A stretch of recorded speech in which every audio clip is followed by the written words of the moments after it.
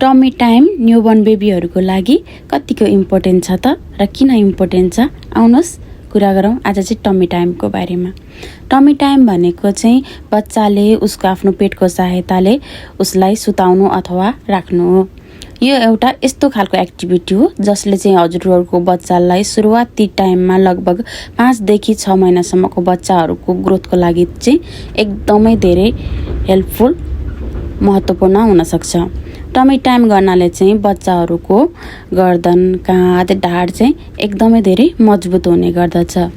यो tummy time चाहिँ हजुरहरूले आफ्नो बेबीलाई दिनमा 2 देखि 3 पटकसम्म 2-3 मिनट 3-4 मिनट कति टाइमसम्म बस्न सक्छ हजुरको बेबी त्यति टाइमसम्म चाहिँ गराउन सक्नुहुन्छ।